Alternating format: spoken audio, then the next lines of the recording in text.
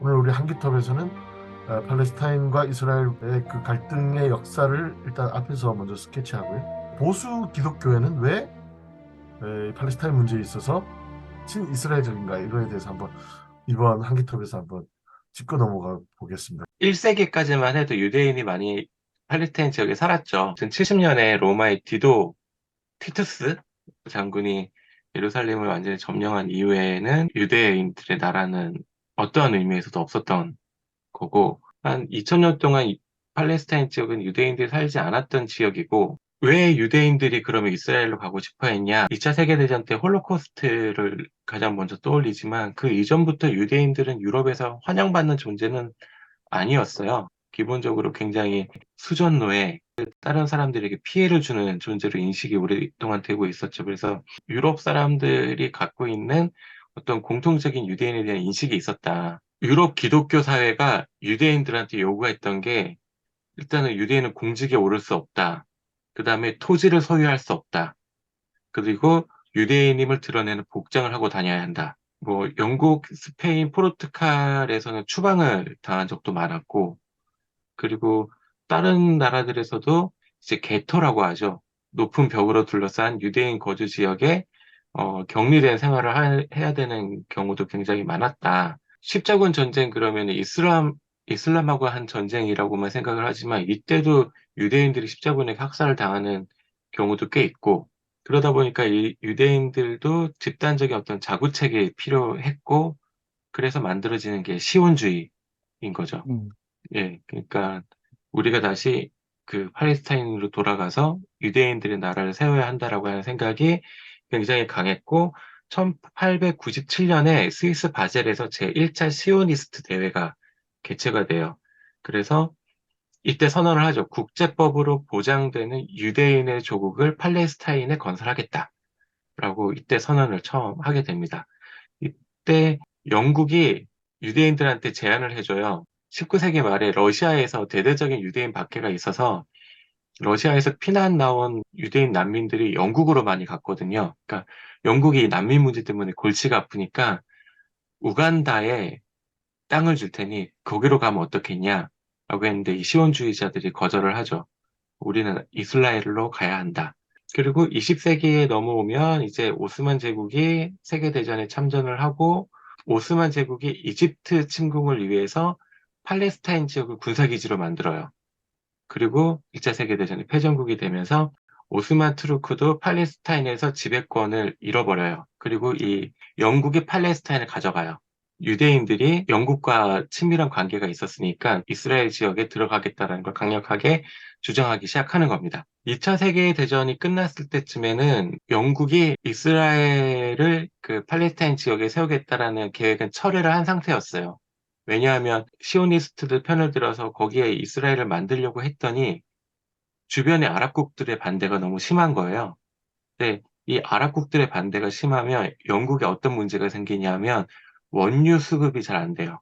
그러니까 석유를 수입하는 데 문제가 생기기 때문에 영국은 발을 빼고 2차 세계대전이 끝난 이후에 이걸 유엔에다 맡겨버리죠. 그 2차 세계대전에서 가장 큰 피해를 인종적으로 봤다라고 여겨지는 유대인들이 갖고 있는 도덕적 정당성이 유엔 안에서 굉장히 컸고, 그래서 유엔도 팔레스타인 지역에 이스라엘이 들어가는 걸 일단 오케이를 하는 겁니다. 근데 원래 땅을 소유하고 있는 팔레스타인 지역의 땅을 소유하고 있는 게 아랍계 주민들이 87% 땅을 가지고 있었고 유대인이 가지고 있는 땅은 6%밖에 없었어요. 그러니까 아랍계에 있는 주민들한테 너무 많은 피해를 주면은 거기에서 반발이 심할 테니까 나름 유엔에서는 그 할당을 준 거죠. 그래서 이스라엘 유대인들에게 56%의 땅을 주는 분할안을 유엔에서 통과를 했어요. 그러니까는 지금처럼 유대인들이 팔레스타인 전역을 집어삼키지는 못하게 어느 정도 한계를 두고 유대인의 나라를 팔레스타인에 건설하기로 한 거죠. 그런데 어, 물론 이 팔레스타인 사람들은 그거를 수용하기는 너무 어렵겠죠. 87%의 땅을 갖고 있었는데 결과적으로는 약 40%의 땅만 인정을 하는 거고 나머지는 유대인들에게 넘겨야 하는 거니까, 그러니까 팔레스타인 사람들은 그 분화란을 받아들이지 않은 상태에서 유대인들은 분화란을 오케이 하고 거기에 들어갔으니까 이때부터 양쪽의 분쟁이 벌어지기 시작한 겁니다. 유대인들이 팔레스타인을 들어간 직후부터 대량 학살이 계속해서 일어나요. 팔레스타인들을 대량 학살하면서 계속해서 땅을 빼앗고 점점 자신들의 땅 소유 범위를 넓혀가죠. 1948년 5월에 이제 국토를 어느 정도 확보했다라고 판단을 하고 이스라엘이라는 나라가 설립되었다라고 선포를 하죠. 팔레스타인 지역에 살고 있던 사람들이 이스라엘의 침략을 받으면서 땅을 잃어가는 과정에서 여러 가지 공동체들을 만들죠. 뭐 팔레스타인 민족 해방 운동, 팔레스타인 해방 인민전선, 팔레스타인 해방 민주전선 같은 여러 개 단체들을 만들었다가 1964년에 이 조직들을 하나로 통합한 게 피에로, 그러니까 팔레스타인 해방 기구. 이스라엘이나 미국은 여기를 이제 테러리스트 집단이다라고 했지만 그 외에 대부분의 나라에서는 팔레스타인의 대표 기구다라고 인정을 받아왔던 단체예요. 1993년에 이제 오슬로 협정이라는 거를 맺게 되면서 이스라엘이라고 하는 나라가 공식적으로 팔레스타인 지역을 지배하는 국가로 대부분의 나라들에서 인정을 받게 되고 그 대가로 그 다음 해에 팔레스타인 자치정부가 인정을 받게 됩니다. 계속해서 양쪽에 무력 충돌이 있었고 1980년대 후반부터 시작된 팔레스타인 사람들의 민중 저항 운동인데 이제 이스라엘이 그거를 무력으로 진압하면서 이제 1000명 이상의 희생자가 발생했고 이스라엘 쪽에서는 약 100명 정도가 희생됐던 상황이었어요. 그리고 2000년대에 넘어와서 2000년부터 2005년 사이에 이때는 정말 훨씬 더 많은 사상자가 나왔거든요. 그러니까 팔레스타인 안에서도 사람들의 분노가 많이 커져 있었고, 그래서 2006년에 있었던 팔레스타인 총선거에서 하마스가 정권을 잡기 시작합니다. 그러니까 이제 원래는 민족해방운동, 피에로의 주류를 이루고 있었던 민족해방운동 진영이 나름 상대적으로 온건한 사람들이 있었고, 얘네들을 이기고 하마스가 이제 2006년부터 중요한 정치 세력으로 부상하면서 지금 그 가자 지구의 동쪽은 하마스가, 그리고 서쪽은 파타라고 불리는 이 민족해방운동, 나름 온건한 이 두 군데가 나누어서 말하자면 정부의 역할을 하고 있는 상황입니다. 그래서 이번에 가자 지구 동쪽에서 하마스의 공격이 시작됐고, 그 이후에 이제 일방적인 학살 단계로 지금 진입하고 있는 상황인 거죠. 한기톱에서 이게 다루기에 좀 부담스러운 주제긴 했는데요. 오늘 아무튼 간략하게나마 팔레스타인에서 이루어진 분쟁과 갈등의 과정 속에서 어떻게 오늘이 이르렀는지를 살펴봤습니다. 근데 지금 우리가 이제 한기톱에서 이 주제를 다룬 것은 이스라엘 팔레스타인 문제에 있어서 한국 개신교, 보수 기독교를 중심으로 특히 그냥 보수 단체들조차도 기독교인이 아닌 사람들도 팔레스타인보다는 이스라엘에게 우호적인 그런 태도를 보이고 있습니다. 그래서 그 얼마 전에 오늘 올라온 영상인데 지금 이렇게 삼국기도 아니고요. 사국기입니다. 근데 항상 우리나라 보수 집회 행사에서는 태극기와 성조기는 단골로 항상 개항이 됐는데 어느 시점에선가부터 이스라엘 국기가 같이 개항되기 시작했어요. 일장기는 그리고 뭐야? 그리고 참. 윤석열 정권이 들어서고 와, 기시다 정권과 우호적 관계를 다시금 맺으면서 지금 보수 진영은 이제 일장기도 대놓고 성조기와 이스라엘 국기와 더불어서 지금 같이 개항하고 있습니다. 그래서 이스라엘 국기가 왜 갑자기 한국 보수 정치 집회, 기독교 집회에 등장하게 되었는가에 대해서 친 이스라엘적 행보와 그들의 그 의식 구조에 대해서 한번 진단을 해보고 싶은데요. 그런 취지에서 먼저 발군의 고동님의 발제를 먼저 들었습니다. 다음 세미나에서 한국교회 역사 속에서 이스라엘은 어떻게 이해되고 인식되고 소비되어 왔는가 그 이야기를 함께 나눠보도록 하겠습니다.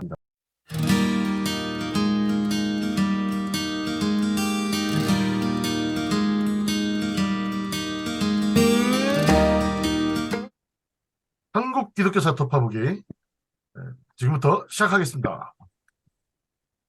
와, 네, 반갑습니다. 오늘 한기톱으로 이렇게 오랜만에 모이게 됐는데요. 지난번에 그 일본에 있는 홍반장 모시고 간또 대지진 특집을 하고 다들 이제 2023년 하반기가 되다 보니까 바빠서 자주 모이지 못했습니다. 근데 오늘 이렇게 지금 더 이상 늦출 수 없다. 지금이라도 빨리 모여서 해야 되겠다라는 어, 그 뭐라고 해야 되나요? 이제 한계치에 다다라서 오늘 우리 이렇게 모이게 됐습니다. 근데 안타깝게도 오늘 지금 우리가 2023년 11월 5일 주일 저녁에 모이고 있는데요. 이 시간 우리 한기톱의 박마담,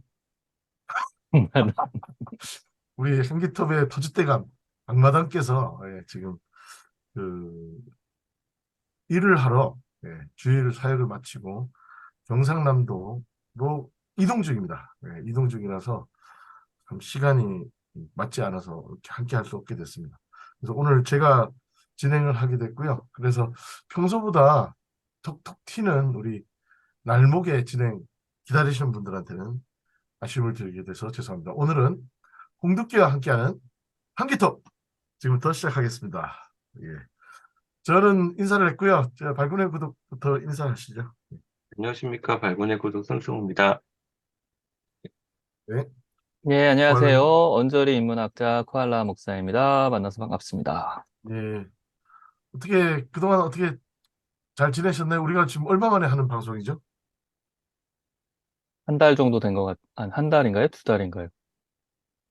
두 달 가까이 돼가는 것 같아요. 예, 아, 너무, 예. 9월에 했던 것 같아요. 예, 예.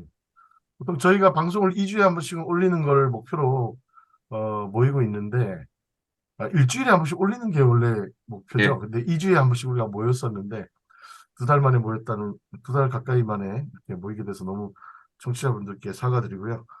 어, 좀, 너그럽게 이해해 주시면 감사하겠습니다. 저희들이 다 먹고 사는 짐에 음, 쫓기다 보니까 그렇게 됐습니다.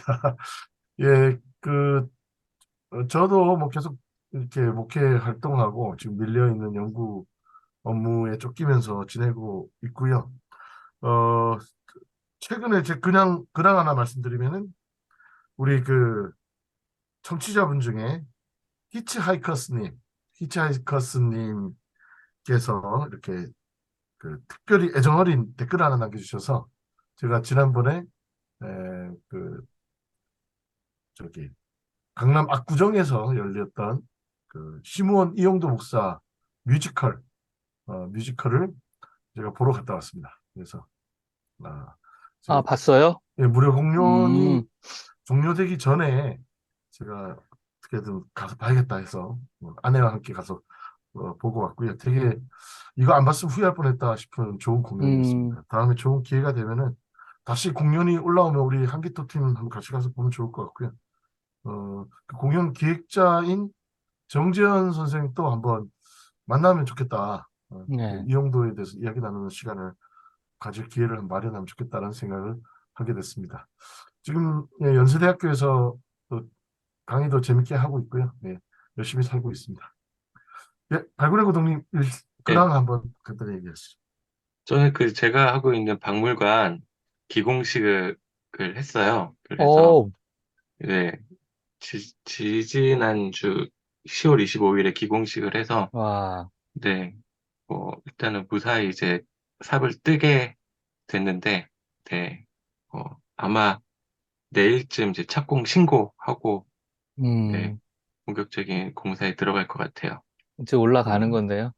네, 이제 한 1년 정도 걸린다고 아, 하고요. 1년 건물 정도? 짓는데, 예, 박물관 이름을 이렇게 저렇게 지어보려고 애를 쓰다가 서울 기독교 박물관으로 하려고 했는데, 서울시에서 시립 같아 보인다고 뭐라고 해가지고, 아, 네, 그래서 박물관이란 이름은 쓰고 싶은데, 뭐, 박물관이 하도 이름을 다 쓰고 있더라고요. 한국 기독교 박물관, 그럼 숭실대에 음, 있고, 한국 기독교 역사박물관, 그럼 이천에 있고, 음. 그래서 한국 기독교 뮤지엄으로 좋네. 더 다시 한번 좋네. 말씀해 주세요. 한국 기독교 뮤지엄.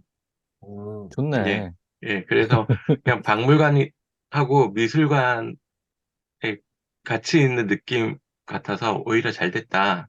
그래서 뭐 전시나 이런 거 할 때도 뭐 프로그램 하고 할 때도 문화적인 영역의 거를 훨씬 더 자유롭게 할 수 있겠다. 그렇게 생각하고 음, 있습니다.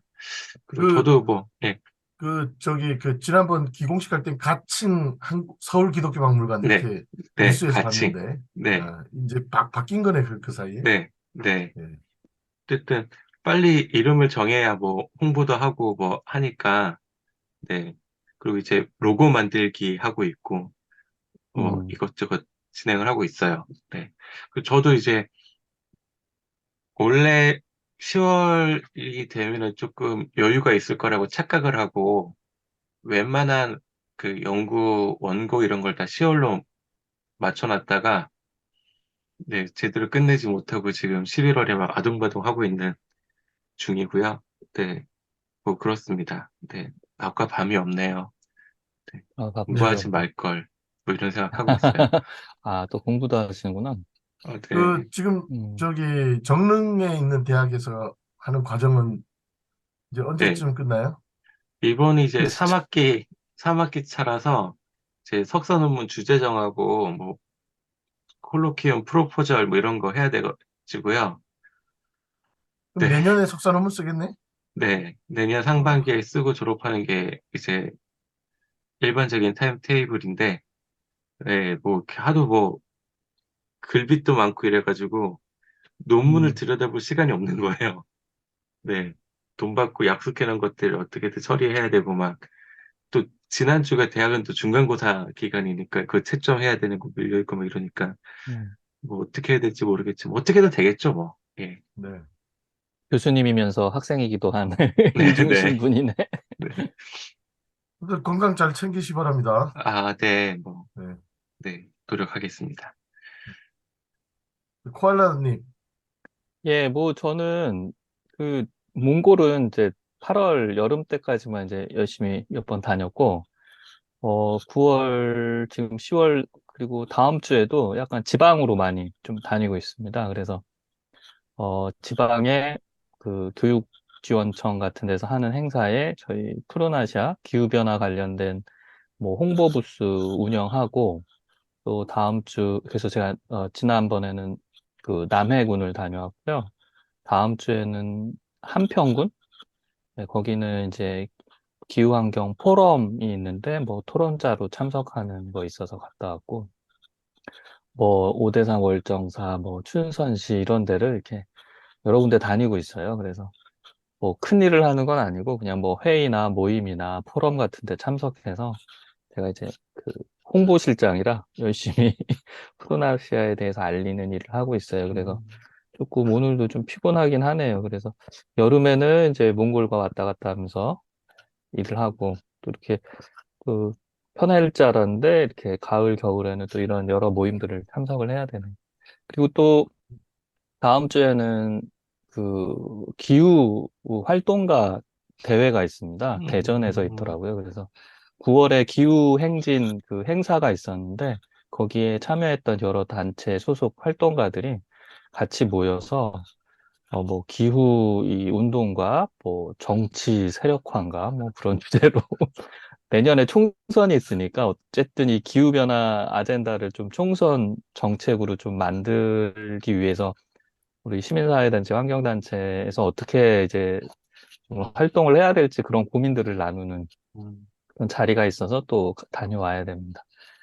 기후 이슈를 좀 주제로 가진 그 정치인들이 좀 환경 생각하는 분들이 국회에 좀 많이 들어가야 되는데 지금 뭐 이슈가 그런 게 이슈가 아니잖아요. 예. 네. 윤땡땡 탄핵시키려면 이제 몇 석이 필요한가, 막 이런 거.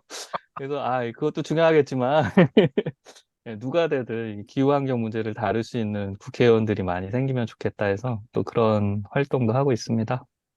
지금 일본 도쿄 전력에서 지금 후쿠시마 오염수를 3차 방류를 이제 시작했잖아요. 예. 기후 위기 뭐 이쪽에서는 오염수 관련해서는 뭐 이렇게 관계된 대응이라든가 이런 조치가 없나요? 그게 약간 환경 영역하고 기후변화 대응 영역하고 좀 다르긴 해요.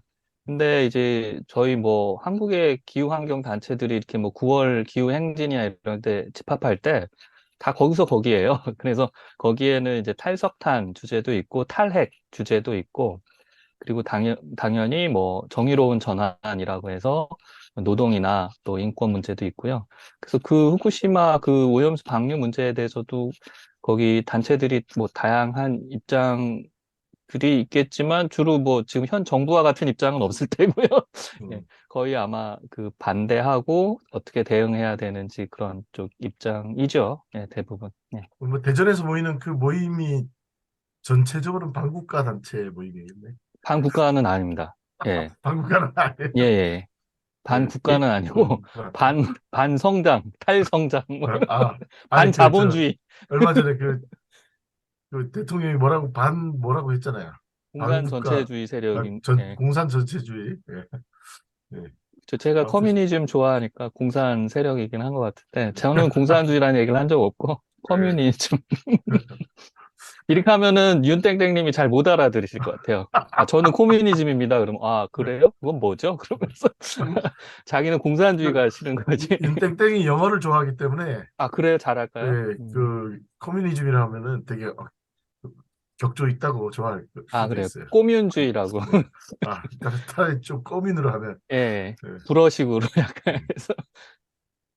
엊그제 은평구에서도 뭐 에코 해가지고 고등학생들 와서 뭐 행사하고 하더라고요. 그래서 구청 앞에 이제 뭐 전시되어 있는 거라던가 이런 걸 쭉 봤는데 보고 나서 좀 씁쓸하다 그래야 되나? 애들이 이렇게 노력하고 해봤자 이제 정부랑 기업이 바뀌지 않으면 효과가 없는 거잖아요. 예, 그러니까 진짜 이번에 그 정치 세력화 하시는 게 잘 돼서 좀 뭔가 네, 그 투표에 영향을 미칠 수 있었으면 좋겠네요. 예. 그러니까 요즘에 이제 진보 정당 쪽에서 뭐 선거 연합을 해서 같이 힘을 모아야 뭐 비례의석이라도 좀 받을 거 아니에요. 근데 예. 이제 거기 녹색당도 들어가 있고 기후환경 쪽에서도 그 사실은 이제 여러 가지 의견이 있습니다. 그래서 국회의원 한 명, 그 기후 의제 다루는 국회의원 한 명 는다고 뭐가 바뀌겠냐 그런 분들도 계시는데 뭐 이쪽에서 국회의원 한 명 생기는 게 다르지 않나요? 저는 요새 그렇죠. 이제 뭐 기본소득당 뭐 용땡땡 의원님 뭐 젊은 여성 의원인데 한 명 의원이라도 제대로 좀 이렇게 활동하시는 분이 있는 게 좀 굉장히 다르기 때문에 하여튼 여러 가지로 좀 논의를 해볼 것 같습니다. 예. 아무튼 그 환경 문제가 이게 그냥 단순히 환경 문제가 아니고 이제 지금 앞으로 미래 세대들의 삶에 직결됐기 때문에 애들 키우는 입장에서 계속 관심을 안 가질 수가 없네요. 그래서 제가 그 윤땡땡 그 정부 예, 좀 이렇게 뭐 지난번에 어디 강서구 보궐선거도 음. 많이 지고 해서 그 되게 뭐 걱정이 많으신데 제가 해법을 알고 있어요. 예. 근데 도와드리기 싫어서 얘기 안 하는데 얘기하지 마세요. 기후변화 이슈로 좀 예. 새로운 미래 전환적인 이런 거를 해나가시면 좀 아주 그 유능한 대통령이라 인정을 받으실 텐데. 지금까지 까먹은 거 많이 만회할 수 있는데 예, 근데 아리백도 지금 그때도 모르셨는데 지금도 잘 모르시는 것 같아서. 지금 예. 뭐 그 윤땡땡이 뭐 잘 열심히 하겠다고 육성하겠다고 하는 말만 하면 다 예산 삭감되잖아요.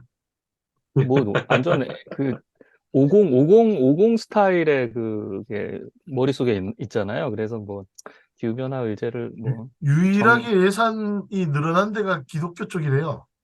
아, 진짜요? 그래요? 그런 얘기가 들었어요. 음. 아, 좋은 분이네. 기독교 쪽, 교회 쪽으로 뭐가 예산이 많이 늘었다고 음, 그런 얘기를 들은 것 같아요. 근데 저도 그거를 데이터로 확인을 못 해봤기 때문에 정확하게 말씀드릴 수 없는데, 아우, 정말, 그 얼마 전에, 이제 요즘 시사에 대해서 한마디만 하면, 어, 지난 주일에 12구 참사 일주기 있었고, 저는 그 12구 참사 일주기 때 우리 교회에서는 되게 차분하고 숙연하게 추모를 하면서 주일을 보냈는데, 다음날, 그날 저녁인가? 뉴스에 보고 깜짝 놀랐어요. 그러니까 역사적으로 전무후무한 사건이 일어났잖아요. 그 서울특별시 성북구에 소재한 영암 장로교회라는 교회. 거기서 예배 드렸다 그러던데, 추모 예배? 그 교회 대통령실에서 바로 하루 전에 연락을 했대요. 아, 예배 참석한다고? 그 대통령실 그 직원들하고 음, 그 정부 강요들하고 국민의힘 당직자들이 음, 가서 추모 예배를 드리겠다. 아, 그게 연락이 하루 전에 온 거야. 음, 근데 이게 저 시청 앞 광장에서 저녁에 추모 행사가 있는데 거기가 정치 집회라서 못 가겠다. 음, 대통령이 그렇게 발언을 했기 때문에 민주당이 그 관계된 모든 그 그걸 취소했다 그러더라고요. 뭐 공동 주최 뭐 이런 거. 그러니까 그 말이 궁색해지니까 뭔가 명분 있는 행위를 하고 넘어가야 될 것 같다라고 내부적으로 논의가 있었던 거예요. 그래서 토요일 날 그 영암교회라는 그 교회가 웬 죄인지 갑자기 연락이 와서 가서 추모 예배를 드리겠다 하니까 처음에 거절을 했대요. 음. 우리 교회가 지금 화장실 공사 중이고 그날 주일날 스케줄이 꽉 찼고 주일 예배 거기 드리고 무슨 추모 예배가 예정돼 있었던 것도 아니잖아요. 아니 교회는 전혀 그죠? 뭐 계획 그런 교회도 자체가 아니고. 없었던 교회. 근데 거기에 거절 의사를 밝혔는데 그 거절에 대해서 거절을 하고 대통령실이 막무가내로 들이닥친 거예요. 왔구나. 야, 그래서 예배도 막 강제로 하라 그러네. 주일 예배를 드리고 바로 12시 음, 반에 이어서 추모 예배를 드렸는데 그 교회 목회자와 교인은 10명 정도? 아, 나머지는 다 그 정부 관계자들, 여당 관계자들만 공간 대여해서 예배 드린 거네. 있는 자리에서 예배를 드리는데 이게 추모 예배라는 게 고인들을 추모하는 어떤 그 이미지가 있어야 되고 유족이 있어야 되잖아요. 그렇죠. 그래서 예. 고인에 대해서 애도를 하고 유족들이 있는 가운데 유족들을 손도 잡고 이렇게 위로를 해드려야 되고 그런 걸 하는 하나님의 어떤 위로와 어떤 그런 회복의 시간으로서 이게 예식이 진행되는 건데 불속으로 그렇게 강제 예배를 드린 거예요. 강제 예배네. 네, 강제. 그러니까 저는 일주일 전에 있었던 이 사건이 되게 교회사에서 본 적이 없는 사건이거든요. 이런 사건을 본 적 있어요? 정부 관계 이승만이나 뭐 이렇게 해서 진짜. 아니 그러니까 정부 그 청와대 관계자들하고 여당 당직자들이 우르르 몰려와서 그 그날 다 같은 날에 거기 시청에서 행사가 있는데 거기는 안 가고 거기 유족들 다 있잖아요. 그 시청 유족들이 또 행사 유족들이 아니어도, 유족들이 오라 그랬어요. 음, 대통령님 꼭 어디 와줬으면 좋겠다. 기독교 단체에서도 진짜 추모 예배를 드리지 않았나요? 그 아, 즈음에? 그 시청 앞에서 4대 종단 추모 음, 예식이 또 있었어요. 아, 거기를 아예 그 근처를 아예 가기 싫었구나. 야, 그 성북구에 있는 그 장로교회에 그냥 무대뽀로 들어가가지고 거기는 무슨 죄야? 추모 예배를 강요해서 억지로 음, 만들어서 드리는 그런 말도 안 되는 일이 벌어졌는데 한국교회 어느 누구도 얘기를 안 해. 그네요. 그리고 뉴스도 별로 많이 안 나왔어요. 이건 유신 체제 때도 없었던 거 아닌가요? 유신 때도 없었고 예배를 강제로 기획해서 드리게 하라고 하는 건. 이게 하지도 않았다니까요. 주일 어, 전날 토요일 날 가겠다고 음, 연락하고 거절했는데 그냥 간 거예요. 야, 그러면 그 교회도 좀 난감했겠네요. 그래서 지금은 그냥 하도 말도 안 되는 일들이 계속 일어나고 지난 한 주간은 김포 문제로 시끄러웠으니까 이게 덮였는데 이게 교회사 쪽으로는 어 그 용산 파들의 장로교회 점거 사건으로 음, 교회 난동 사건으로 거기가 이게 뭐 기록되지 않을까. 합동인가요? 통합인가요? 통합 측이었어요. 제가 뉴스를 보니까 아이고야, 어떡하나. 교회 그 예배당의 통합 마크가 보이더라고요. 그런 일이 아이고, 있었습니다. 거기가 옛날에 윤석열이 무슨 여름 성경학교 다녔던 교회래요. 자기가 어릴 때. 그, 아이고야. 그 연고로 갔다 뭐 그런 얘기 있던데. 음, 교회 학교 교육을 좀 잘 해주셨어야 되는데, 그때. 좀. 그러니까 말이에요. 제대로 못 가르쳤네. 그래서 그, 아우 정말 저는 와 이거는 진짜 저 한국 교회가 다 공분을 하고 일어나야 될 문제인데 왜 교회가 다 잠잠한가? 그래서 우리 한기톱에서라도 저 얘기를 해야겠다 싶어서 오늘 이야기를 꺼냈습니다. 다 어, 관심이 없네. 아니요, 아니, 뭐, 저도 뭐 봤던 거는 tum합층, 같아요, 기사를. 우리 저도 기사는 tum합층에서 한마디 봤는데, 해야죠. 네? 아니요, 뭐, 잘 오셨다. 네, 뭐, 힘들 때 우리 말고 어디에 의지하시겠냐. 뭐, 네, 뭐 그런 생각 드네요. 네. 예. 아니, 그 근데, 차라리 저기 아페젤라 인후교회 가시지. 오늘께 왔으면 제가 이제 문을 걸어 잠궜죠. 네. 그렇지 않아요? 네. 밖에서 그러니까, 마당에서 했는데. 나그네를 대우할 줄 모르는 교회를 가지 않고, 그렇게 열려있는 교회를 가신 거. 네. 근데, 아무튼 발상 자체가 너무 불쾌하잖아요. 네. 유족들이 우리가 당신의 자리를 비워놓고 기다리겠습니다. 그런데 어떻게든 그 길을 가지 않고 책임을 면피하기 위해서 종교 예식을 이용해 먹는 거잖아요. 예. 그럼 뭐 굉장히 불쾌한 일인데, 음, 뭐, 좀 보수적인 분들이 이럴 때 좀 목소리를 내주셨으면 좋겠다는 생각이 좀 있어요. 좀 종교 예식을 욕보인 건데, 네. 그러니까 어떤 의미에서는 신성모독으로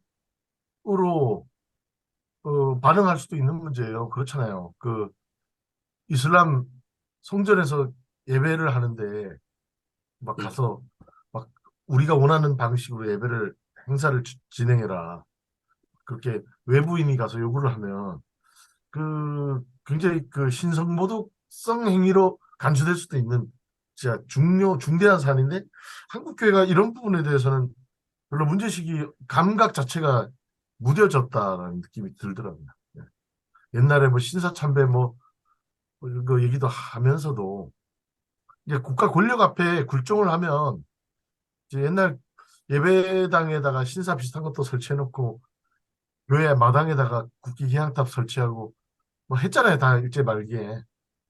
뭐 그런 것처럼 다들 무감해지는 과정에 있는 것 같다는 느낌도 들어서 씁쓸했습니다.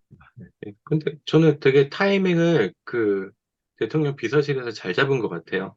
그 전날 갑자기 연락을 해야 대안을 마련할 시간도 없고, 그 교회에서도 이것저것 따져보고 거절할 명분 찾지도 못할 타이밍에 그냥 밀어붙이는 거니까 뭐 아주 비열하게 타이밍을 잘 잡았다. 그런 오히려 생각이 들더라고요. 전략적이었다. 네, 제 생각에는 네, 그런 것 같아 보여요. 네. 그렇게 그렇게 생각하니까 기본적으로 그 이명박 정부 때는 이명박 대통령이 적어도 장로니까 교회 예배나 이런 거에 대해서 그런 식의 무감각은 없었던 것 같아요. 기본적으로 목사님들 앞에 조아리는 마음은 있었던 것 같은데, 윤석열은 정말 기독교 신앙이 있을까요? 이런 식으로 뭐 예배 하나 만들어서 가서 예배 드려. 막 이런 식으로 이건 무대뽀인데 전혀 아무런 그런 종교에 대한 이해도 없는 것 같고. 네. 하기야 죽은 자에 대한 애도에 대한 그런 감각이 없기 때문에 그런 사람인 저, 거죠. 음, 네. 아무튼 세월호 그 한국교회 신학이 세월호 이전과 이후로 나뉘어질 수밖에 없을 거라는 그런 이야기도 있었는데 아무튼 우리가 세월호를 겪고도 또 이런 일을 다시금 반복하고 있다는 게 너무나도 참담하고 정말 우리 다음 세대를 보기에 되게 민망하고 부끄러운 시간을 살고 있는 것 같습니다. 예. 너무 갑자기 EBS 분위기가 돼서 너무 좀 당혹스러웠어요. 예, 교육방송. 예. 너무 격조에 있어졌어요. 우리 한기톱이. 예. 네. 이제 그 근황과 이제 최근에 그 사회에 돌아가는 교계에 돌아가는 사정에 대해서 몇 가지 이야기 나눴는데 혹시 교계에 대해서 더 추가적으로 하실 말씀이 있으시나요? 요즘 교계 뉴스도 별로 안 봐가지고 잘 몰라요, 저도. 네, 교회 뭐 돌아가는. 그러게요. 지난주에 우리 기공식 했는데 그러니까 그거 네, 기공식 아까 이 근황 아, 토크에서 얘기했잖아요. 네. 어, 그거만한 이슈가 어디 있겠습니까? 네, 가장 큰 이슈죠? 네, 네, 네, 역사적인. 그, 네, 그 미래 세대의 한국교회 역사와 문화유산을 계승하는 역사적 네. 장소가 은평구에 마련됐습니다. 네. 저는 아, 초대장을 받았지만 네, 가지 않았습니다. 저는 초대장을 받지 않았기 때문에 가지 아, 않았습니다. 네. 그런데 그러면 한국 기독교 뮤지엄 그는 어떤 데 초점을 둔 그런 역사 박물관인 거예요? 다른 거랑 원래 좀 차별점이 있나요? 다른 데랑? 저희는 이제 기독교회 말하자면 사회운동 쪽에 음, 초점이 있어요. 그러니까 다른 박물관들 가보시면 다 처음에 선교사가 누가 들어왔고, 뭐 의료나 교육 어떻게 했고, 그래서 교회가 어디에 세워졌고 이 얘기가 주를 이루잖아요. 근데 저희는 이제 개인이 부각되기보다는 기독교가 어떻게 사회적인 활동들을 했냐, 음, 그리고 가능하면 해방 이후 것들을 좀 더 집중하자. 그래서 그 국립중앙박물관 가보시면 네. 그 1층이 그 한국의 역사에 관련된 음, 전시인데 딱 대한제국에서 끝나요. 음, 그러니까 일제 시기와 그 해방 이후 역사가 안 다르거든요. 그게 제 생각에는 아마 그 충분한 역사적인 합의 같은 게 이루어지기 힘든 한국의 그 정치 구조 때문에 그런 것, 더욱 그런 것 같은데 저희는 이제 가능하면 해방 이후에 어, 뭐 민주화 운동이나 인권 운동이나 여성 뭐 사회복지 이런 통일. 것들이 좀 예, 통일 운동 이런 게 좀 부각될 수 있게 전시를 좀 꾸며볼 생각이에요. 네. 근데 네, 보수적인 분들이 보시기에 아 이게 그냥 운동권 박물관이네 그러면 안 되니까 이제 그거를 이렇게 좀 통합적인 뭐 화합과 통합을 좀 드러낼 수 있는 방향으로 예, 해보려고 머리는 써야 되는데 내용은 차별성을 두지만 그걸 네, 표현하는 방식은 어, 부드럽고 네, 균형감 있게. 네. 네. 그리고 어디를 가나 다 이제 뭐 이름나 선교사님들이나 목사님들 이야기잖아요. 그래서 어떻게 하면 박물관을 찾으시는 분들이 아, 우리 엄마, 우리 할머니 이야기구나 라고 느낄 수 있게 할 것인가가 큰 관심사예요. 저 개인적으로는. 네. 그래서 가능하면은 와가지고 막 뭐 위대한 이야기를 보았다 뭐 이런 것보다는 네.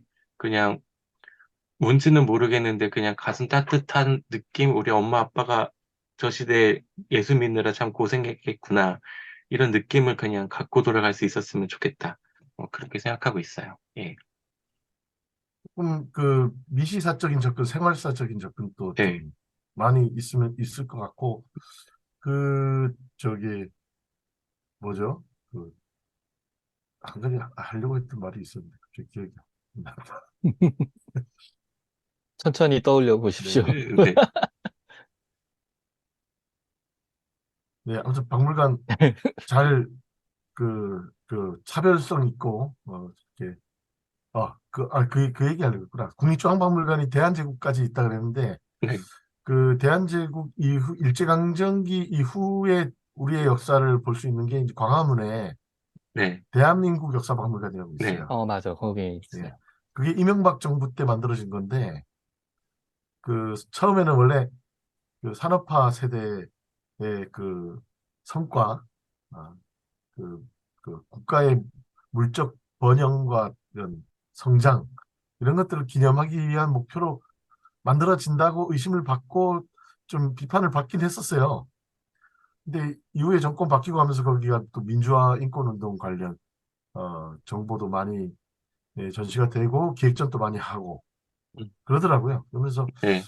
대한민국 역사박물관이라는 박물관이 생겨서 국립중앙박물관이 그 보여주지 못하는 것들을 여기가 이렇게 보완하는구나 그런 느낌을 받았는데 기독교 박물관에도 그런 대한민국 역사박물관 같은 컨셉의 박물관이 필요한 시점이고 지금 그거를 잘 준비하고 계신 것 같습니다. 네. 보면 해방 그 일제시대부터를 다루는 박물관들이 이제 일제시대는 독립기념관, 그다음에 음, 해방 이후는 전쟁기념관하고 대한민국 역사박물관, 음, 요런 데가 주로 많이 다루고 있는데, 그, 전쟁기념관 가면은 전쟁 영웅들에 대한 어떤 맞아. 숭상이 많이 드러나 있어서 전쟁으로 인한 피해 이야기가 잘 나타나지가 않아서 외국의 전쟁 기념관들하고 좀 차별성이 있는 것 같아요. 이 전쟁은 절대 있어서는 안 되겠구나라는 생각보다는, 음. 아, 나라를 지키기 위해 헌신한 분들이 고맙구나라는 쪽에 더 무게가 쏠려 있고, 독립기념관도 뭐, 그렇고, 대한민국 역사박물관도 뭐, 산업화가 됐든 민주화가 됐든 좋은 이야기들은 충실히 다루는데, 그 이면에 있는 어두운 역사에 대해서는 거의 다뤄지지가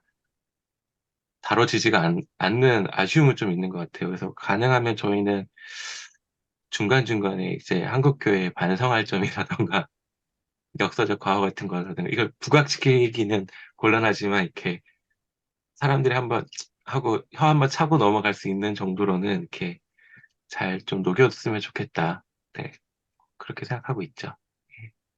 그래서 지금 한국에 있는 기독교 박물관들이 주로 한국 그 교회 신자들을 대상으로 네, 만들어진 컨셉이 많아요. 근데 이제 지금 발군의 고독이 준비하고 있는 박물관은 기독교인뿐만 아니라 일반 비기독교인 시민들도 음, 보편적으로 공감할 수 있는 네, 내용과 맞아요. 구성을 하면 어떨까? 그렇게 하면 기독교가 훨씬 더 이제 보편적 그 가치를 이렇게 공유하는 종교다라는 거를 음, 시민들한테 또 어필할 수 있지 않을까. 네, 그래서 예. 원래 저 그래서 교회 박물관 이름으로 제가 민 게 있었는데 학예사님이 툭 던졌는데 마음에 들어서 모두의 기독교 박물관이라고 짓고 싶었거든요. 음, 그래서 그 좀 더, 교파를 초월한 모든 기독교, 그 다음에 시민들이든 뭐 기독교 신자든 상관없이 모두가 편안하게 볼 수 있는 박물관 이렇게 생각하고 모두의 기독교 박물관 어떻습니까 했는데 이 사회에서 까였어요. 아, 그저 네, 다 어르신들이죠. 네, 네. 에이, 한국 기독교 뮤지엄 그 나름 선방했다. 네, 아, 그러네요. 네. 뮤지엄 들어간 거. 영어를 또 좋아하는구만. 요즘 아, 그렇지. 뭐 정권이 대통령이 아니요 영어를 좋아해가지고. 그 그거 아니면 진짜 한국 기독교 연합박물관 뭐 이런 식으로 아, 그 한국 연합. 기독교의 근현대 역사 기념관 뭐 이런 식으로 될 거라서 예, 아이고야. 학예 사람 둘이 얘기하기로는 모두의 기독교 박물관이 안 되면 한국 기독교 뮤지엄 정도에서 합의가 됐으면 음, 좋겠다 했는데 일단 선방했다. 네. 모두애를 영어로 하지. 그럼 됐을 텐데. 아, All people, 아니요. 그 all people이란 말이 잘못된 말이 안 되나? 모든 인민을 위한 박물관? 인민 기독교 박물관. 그 인민의 힘 그럼 되는데? 파워 오브 피플. 국민의 힘 아닌가? 네. 아무튼 예, 이름이 이제 결정이 됐으니까 잘 홍보를 해서 이제 네. 그, 이렇게 탄력을 받고 빨리 잘 완성되기 바랍니다. 네. 지금 손 박사가 준비하고 있는 그 박물관 주변에 맞은편에 사비나 미술관이라는 미술관이 하나 있고요. 어, 또 맞은편에 국립고전번역원이라는 단체가 들어와 있어요. 거기가 무슨 동인 거예요? 은평구 은평 진관동. 뉴타운 안에 있어요. 진관동. 네. 중간도. 그리고 진관동. 거기 주변 그것도 동네네. 그, 그 미술관 뭐 국립고전번역원 같은 문화시설들이 있고 앞으로도 박물관 미술관이 더 만들어질 예정으로 알고 있어요. 특히 네. 국립한국문학관이 옆에 지어집니다. 네. 그 박물관 한국문학관, 동네네. 네. 예? 그다음에 통일박물관 들어온다고 오, 했고, 증권박물관이 또 와, 들어온대요. 좋네요. 그래서, 거기 근처가. 좋은데, 다른 건물들이 다 너무 클 것 같아서. 음, 너무 구멍가게처럼 보일까 봐. 네. 네. 아무튼 간에 제일 그 블록버스터급의 박물관이 국립한국문학관이에요. 네, 문학관. 그게 뭐냐면은 이거는 그 국회에서 입법으로 정한 음, 박물관이고 우리나라 현대문학의 모든 컨텐츠를 다 거기 모아요. 그래서 저 옛날 어, 유명한 작가들의 유필 원고라든가 이런 것들도 다 거기 이제 많이 모으고 한국 현대문학의 그 전체적인 모습을 다 조망할 수 있게 음. 이렇게 다 만든다 그러더라고요. 그래서 우리나라 저 문예 박물관이라고 할 수 있는 게 은평구에 들어올 예정입니다. 근데 언제 완공할지 모르겠네. 아직 그것도, 공사도 아직 네, 시작 안 한 것 네, 같아요. 시작 안 했어요. 그 어쨌든 저희 그러면은 거기 한국 기독교 뮤지엄 개관하면 한번 한기톱 거기서 공개 방송할 수 있는 건가요? 아유, 그럼요. 해야죠.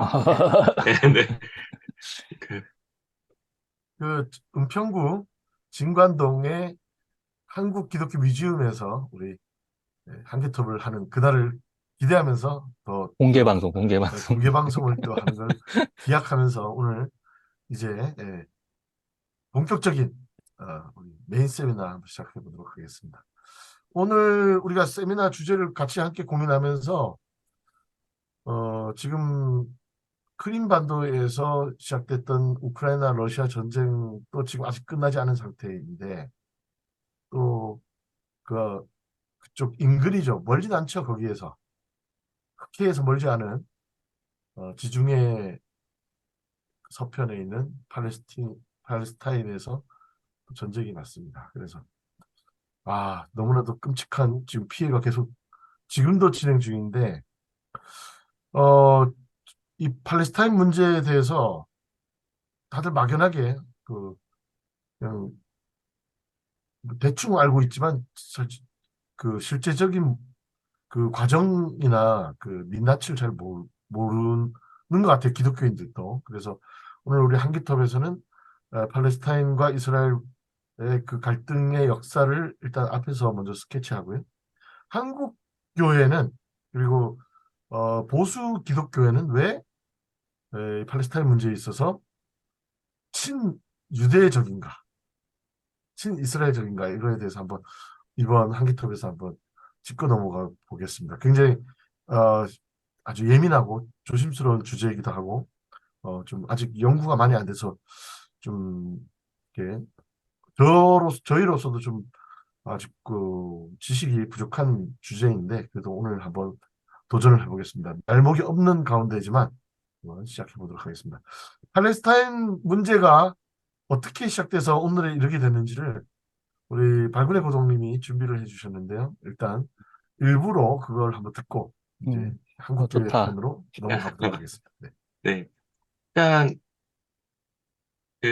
1세기까지만 해도 유대인이 많이 팔레스타인 지역에 살았죠. 예, 물론 네. 이제 고대 이스라엘이 멸망한 다음에는 거기에 뭐 확실하게 이스라엘이라는 나라가 존속했는지 아닌지는 뭐 봐야 되겠지만 어쨌든 70년에 로마의 티투스 장군이 예루살렘을 완전히 점령한 이후에는 거기에는 더 이상 이제 유대인들의 나라는 어떠한 의미에서도 없었던 거고 어 그래도 어쨌든 거기에 유대인들은 많이 살았단 말이죠. 그런데 한 1350년까지, 그러니까 한 50년 정도의 기간 동안 세 차례 대규모 반로마 무장투쟁이 있었어요, 유대인들의.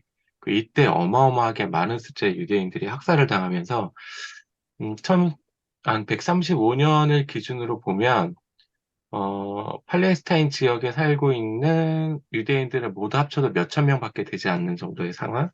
그러니까 한 2000년 동안 팔레스타인 지역은 유대인들이 살지 않았던 지역이고, 어, 사실은 팔레스타인이라고 하는 땅은 그냥 예전부터 늘 있었던 곳이고, 거기엔 늘 누군가가 있었던 곳이다 보니까, 팔레스타인 지역의 역사 전체를 놓고 보았을 때, 유대인이 그 땅의 주인이었던 거는 정말 선의에 찍힌 점 하나 정도밖에 되지 않는 거예요. 그거 다 이해를 하실 것 같고, 그런데 이제 2000년 뒤이 지나서 여기 우리 땅 하고 들어간 게 이제 문제의 시작인 거죠.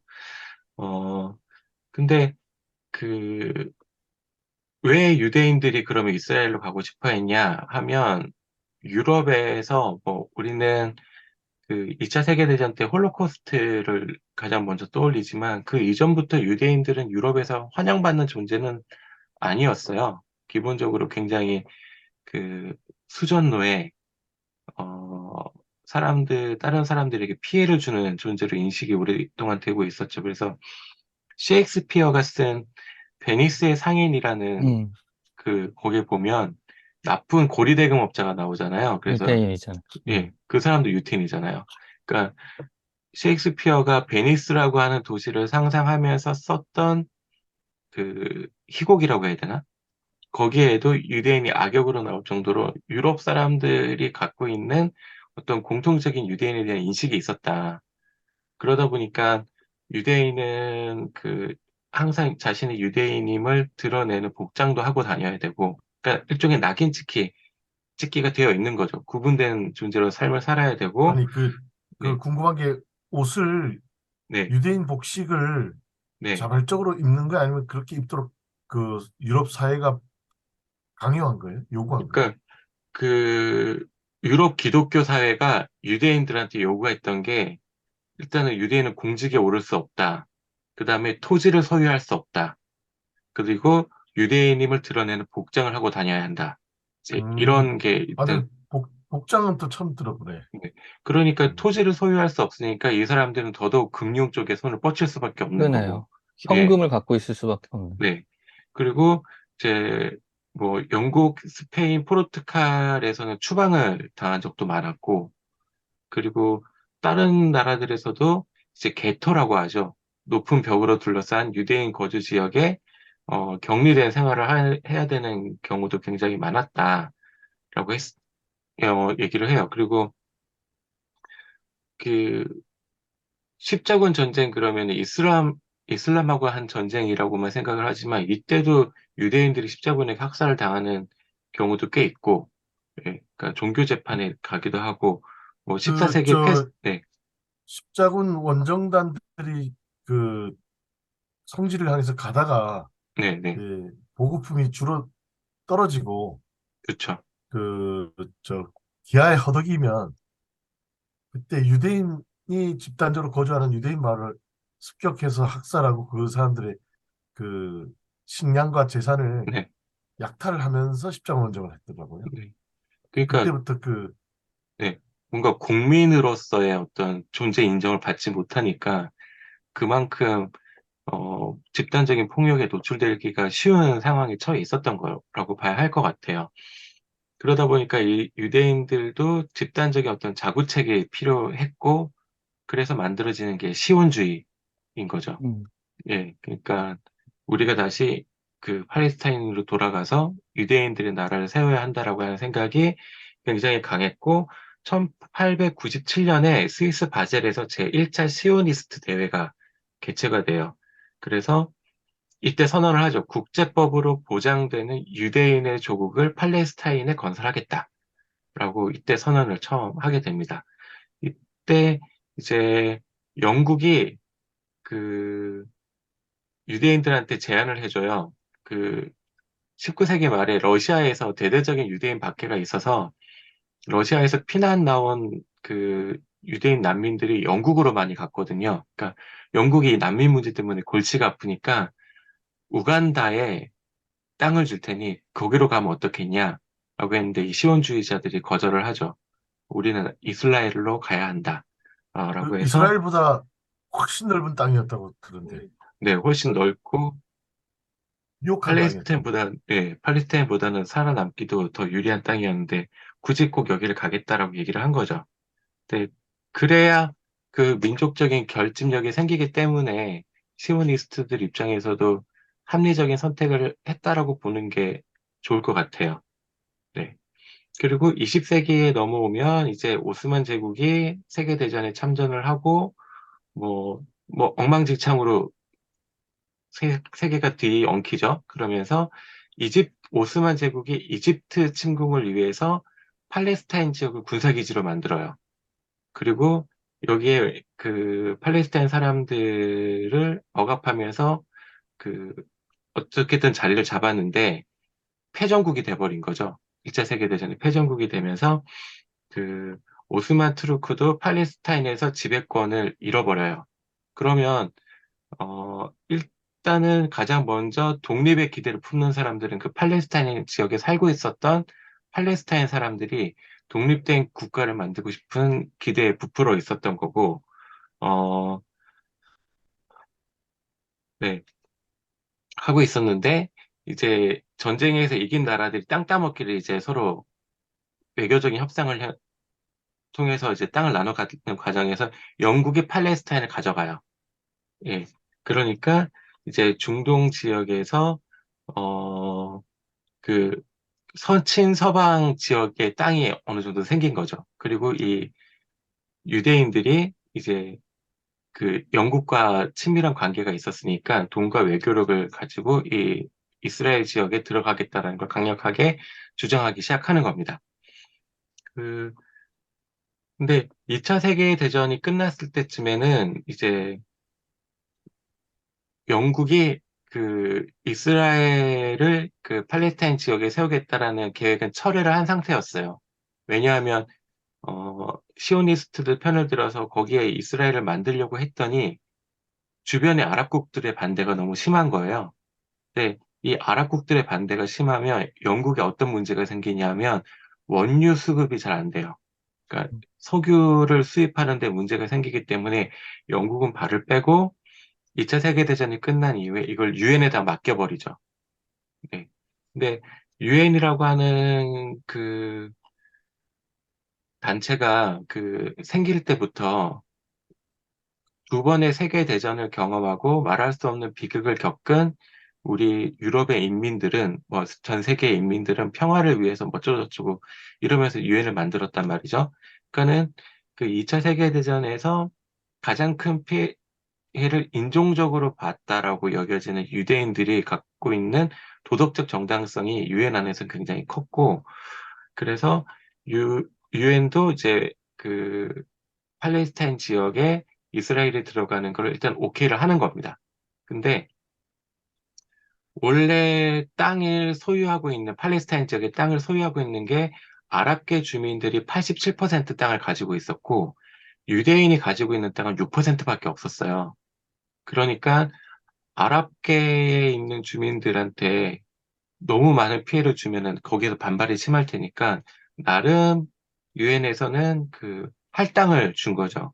그래서 이스라엘 유대인들에게 56%의 땅을 주는 분할안을 유엔에서 통과를 했어요.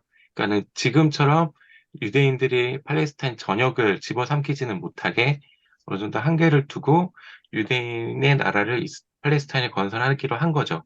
그런데 어, 물론 이 팔레스타인 사람들은 그거를 수용하기는 너무 어렵겠죠. 87%의 땅을 갖고 있었는데 결과적으로는 약 40%의 땅만 인정을 하는 거고 나머지는 유대인들에게 넘겨야 하는 거니까 그러니까 팔레스타인 사람들은 그 분할안을 받아들이지 않은 상태에서 유대인들은 분할안을 오케이 하고 거기에 들어갔으니까 이때부터 양쪽의 분쟁이 벌어지기 시작한 겁니다. 그러고 지금 우리가 유대인들이 팔레스타인에게 하는 행동이 너무 끔찍하고 잔인하다라고 비판을 많이 하지만 그 유대인들이 팔레스타인을 들어간 직후부터 대량 학살이 계속해서 일어나요. 팔레스타인들을 대량 학살하면서 계속해서 땅을 빼앗고 점점 자신들의 그 통치 범위를, 그다음에 땅 소유 범위를 넓혀가죠. 그러니까 이게 너무 심해서 유대인 공동체 내에서도 우리 너무 심하다, 이건 만행이다라고 하는 그 반성? 그 다음에 그 자제를 촉구하는 목소리가 있었을 정도로 굉장히 심했어요. 네. 또 어쨌든, 음, 이 시온주의자들은 그 팔레스타인 사람들과의 어떤 무력, 뭐라고 해야 될까요? 동등한 의미에서의 어떤 충돌이라기보다는 일방적인, 일방적인 전쟁이었던 것 같은데, 이거를 이제, 어, 독립전쟁이라고 표현을 하면서 1948년 5월에 이제 국토를 어느 정도 확보했다라고 판단을 하고 이스라엘이라는 나라가 설립되었다라고 선포를 하죠. 예. 그러면서 음, 에레츠 이스라엘이라고 불렀어요. 고유의 영토. 이스라엘 고유의 영토다라는 의미인데, 어, 사실 뭐 그 땅이 이스라엘 고유의 영토라고 말할 역사적 증거는 아무것도 없죠. 왜냐하면 뭐 이스라엘 사람들이 거기 처음 살았던 사람도 아니고 살았던 기간이 가장 길었던 민족도 아니고 그럴 때 이제 굉장히 주요하게 동원될 수 있는 게 박물관. 네.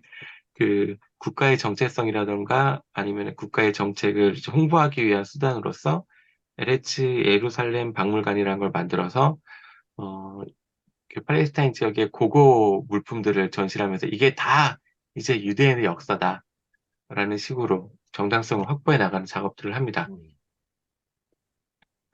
네.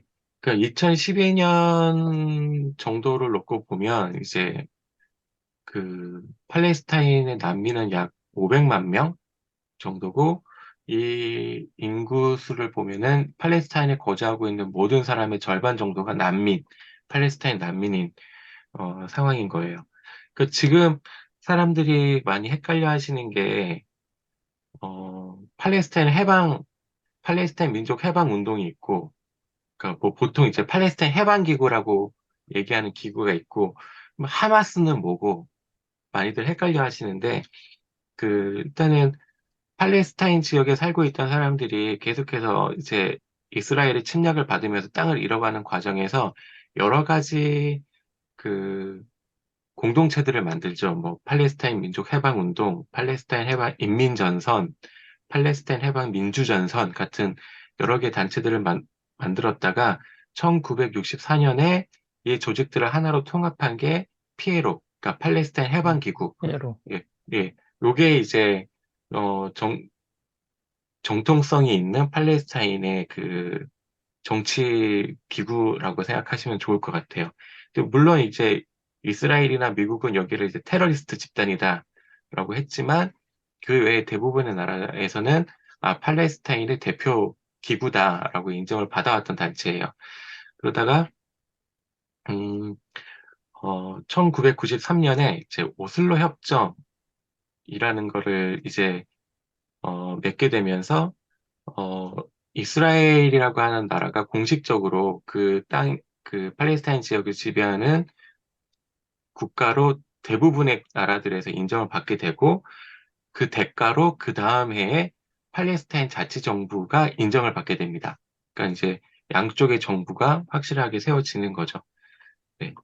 어, 잠시만요. 그때가 그리고, 클린턴 때였던 것 같아요. 그리고 네네, 그전에 클린턴, 맞아요. 맞죠? 그 둘 사이에서 중재를 해서 음, 노벨상 받지 않아요? 맞아. 뭐 그랬던 것 같아요. 뭐, 음. 세레머니가 있었던 것 같아요. 그 그쵸. 피에로 기구 의장이 누구였는데, 예, 그 사람하고. 아라파트. 아라파트, 예, 맞아. 예, 예, 유명하죠. 아라파트. 그러니까 이제 사진 되게 유명하죠. 이제 음, 클린턴이 이렇게 양쪽 손을 벌리면서 어깨를 양쪽을 두드리고 있고 이쪽에 그 이츠하크 라빈이라고 이스라엘 총리, 이쪽에는 음, 그 아라파트 의장 이렇게 해가지고 아라파트. 마치 피에로 의장. 네 마치 이제 미국이 양쪽을 화해시켜 주는 것처럼 사실은 이 문제의 배우인 뭐 아무튼 그렇습니다. 근데 어쨌든 계속해서 양쪽의 평화적인 공존이 제대로 이루어지지 않으니까 오랫동안 어 양쪽에 그 무력 충돌이 있었고, 이거를 보통 인티파다라고 불렀죠. 그러니까 제1차 인티파다가 1980년대 후반부터 시작된 그 팔레스타인 사람들의 민중 저항 운동인데, 어, 이제 이스라엘이 그거를 무력으로 진압하면서 이제 1000명 이상의 희생자가 발생했고, 이스라엘 쪽에서는 약 100명 정도가 희생됐던 상황이었어요. 그리고 2000년대에 넘어와서 2000년부터 2005년 사이에 2차 인티파다가 일어났는데, 이때는 정말 훨씬 더 많은 사상자가 나왔거든요.